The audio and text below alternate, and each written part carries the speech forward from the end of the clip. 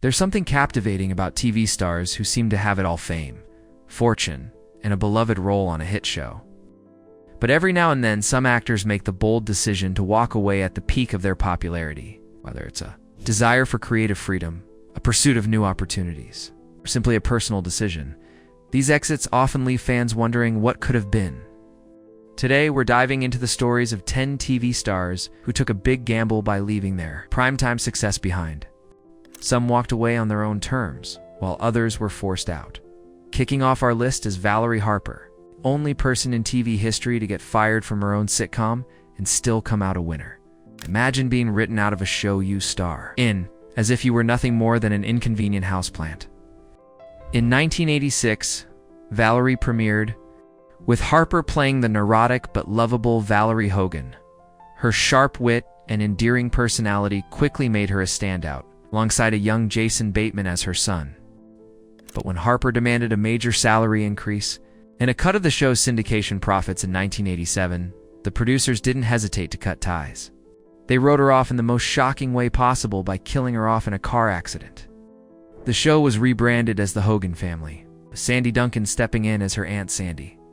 Despite the curveball, the show soldiered on for 4 more seasons. As for Harper, she didn't just walk away empty-handed. She won a multi-million-dollar lawsuit for wrongful termination, proving that sometimes a gamble can pay off big time. Next up is Topher Grace, the actor who made an unforgettable exit from that 70s show just as it was hitting its stride. For 8 seasons, Grace played Eric Foreman, a sarcastic everyman who spent his days in the basement with his quirky group of friends. His deadpan delivery and hilarious moments made him the perfect anchor for the show. But by the end of season 7, Grace decided it was time to trade his bell-bottoms for big-screen opportunities.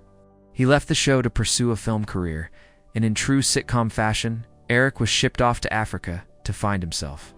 The show tried to carry on without him, bringing in Josh Myers as Randy, a character meant to fill the void, but fans and critics weren't having it. The show limped through its final season, and most viewers agreed it should have wrapped up when Eric first hopped on that plane. Still, Grace's leap from TV stardom to movies didn't exactly land him in the spotlight he had hoped for. His film career never quite took off.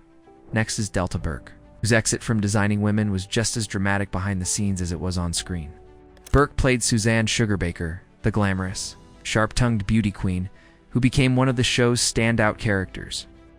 However, as the show gained popularity, tensions grew between Burke and the creators over long hours and creative control. The tabloids focused on her weight gain, but the real issues were power struggles and workplace tension. In 1991, Burke was fired due to creative differences, a euphemism for a relationship gone sour. The show limped on for 2 more seasons without her, but it never fully recovered. Burke went on to star in Delta, a country-themed sitcom, but it was canceled after 1 season. Though she couldn't recapture the designing women magic, Burke remains a beloved icon, and her departure marked a pivotal moment in the show's decline. John Amos's exit from Good Times is one of TV's most memorable and controversial. Amos played James Evans Sr., a loving father who grounded the show's comedy with real-life struggles. However, as the show shifted toward broader humor and catchphrases like dynamite from Jimmy Walker's character, Amos grew frustrated. He wanted the show to maintain its focus on social issues, but the producers didn't appreciate his honesty. In 1976, Amos was abruptly fired, and his character was killed off in a brutal off-screen car accident. Without him, Good Times lost much of its emotional depth, and Esther Roll, who played his wife, left as well. While the show continued for 2 more seasons, it never recaptured its original power. Amos went on to have a successful career in Roots, Coming to America, and The West Wing. But his departure from Good Times is still remembered as a pivotal moment in TV history. Michael J. Fox made a graceful exit from Spin City in 2000, and it was a decision that showcased his strength beyond the screen. Fox played Mike Flaherty, the witty deputy mayor of New York City, bringing his signature humor and charm to the role. The show was a hit, and Fox earned critical acclaim, including Emmy nominations. But in the midst of his success, Fox revealed he had been battling Parkinson's disease since the late 90s, as the symptoms became harder to manage.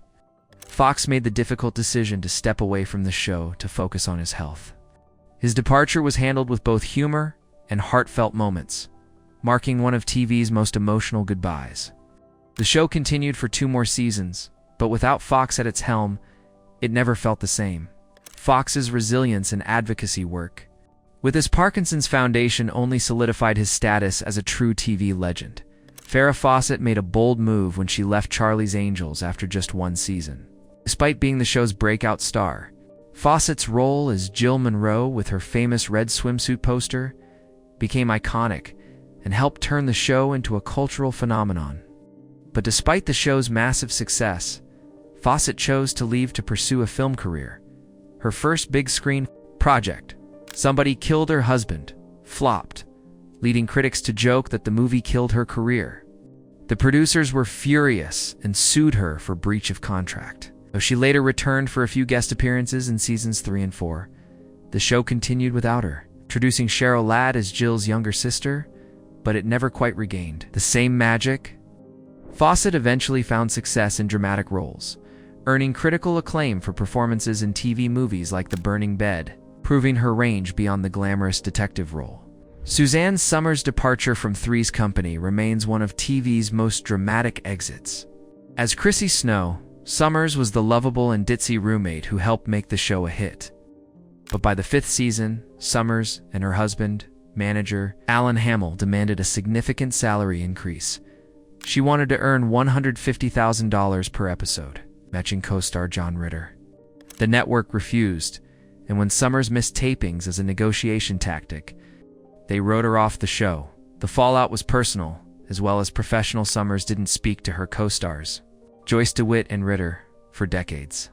While Three's Company continued without her, the magic was never quite the same.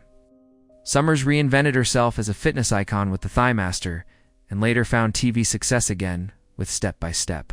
Despite the rocky exit, Summers' legacy as a pop culture figure endures. She made a fortune by bouncing back. David Caruso's departure from NYPD Blue in 1994 is one of TV's most infamous exits.